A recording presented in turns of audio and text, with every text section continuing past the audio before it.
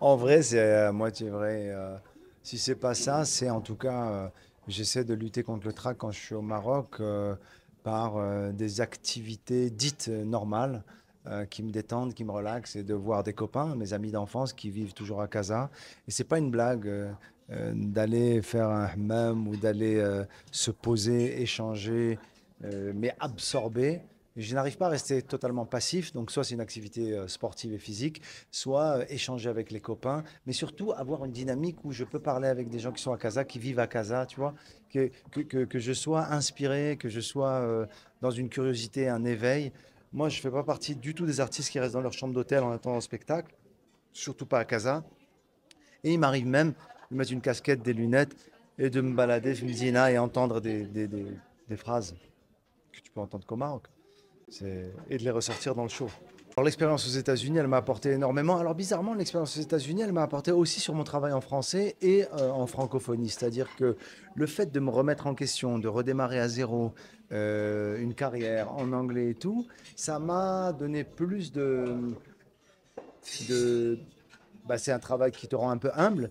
Et ça m'a fait redémarrer à zéro. J'ai eu un peu plus peur. Ça m'a remis en question. Donc ça m'a beaucoup challengé. Maintenant, est-ce que j'irai faire carrière aux États-Unis? Je pense pas. Pour une raison très simple, c'est que ma vie, ben, elle n'est pas là-bas. Et que si ta vie n'est pas là-bas, si tes enfants ne sont pas là-bas, si ta famille n'est... C'est compliqué. Et aujourd'hui, je suis posé en France, installé, avec mes enfants, mes parents, ma petite fille. C'est compliqué pour moi d'envisager de bouger. Non, je pense qu'il y a un endroit où je dois bouger, c'est au Maroc. J'ai envie de dire au public marocain que c'est un rendez-vous que j'attends depuis longtemps déjà. Et j'ai envie de remercier le public marocain aussi, de leur dire que les témoignages d'affection, d'admiration, d'amour, ils sont vraiment très forts tous les jours de ma vie, partout où je vais dans le monde. Moi, je me balade aux États-Unis, je me balade en Hollande, je me balade aux Émirats, je me balade partout. Et il y a une ferveur, il y a une admiration, il y a parfois même des bénédictions. Il y a des dames qui m'arrêtent dans la rue et qui me donnent beaucoup de... Donc je veux leur dire merci avant tout. Ça me donne énormément de force. Et en fait, cette force, je peux m'en servir même pour faire des spectacles ailleurs. Donc ma marocanité, mon lien avec le public marocain, il me donne une force. Waouh. Non, c'est une bonne question parce que j'y avais jamais pensé. Voilà de la question. Non, en vrai, j'aime bien cette question.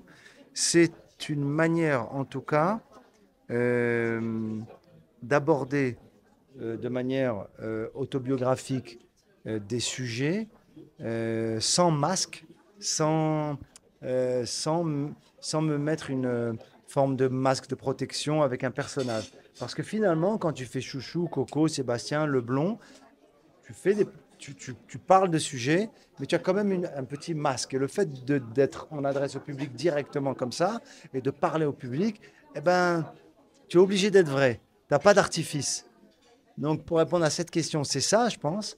Mais pour aller plus loin, et d'ailleurs, c'est la deuxième fois que ça me fait réfléchir à ça aujourd'hui, et j'y ai pensé pour le prochain show, j'ai l'impression que mon prochain show, peut-être, j'ai envie peut-être de faire revenir des personnages.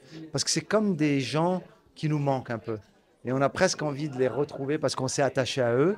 Donc, c'est pas impossible que Abdrazak revienne nous rendre visite. Je sais pas où il est rendu. Peut-être qu'il sera devenu entraîneur, hein.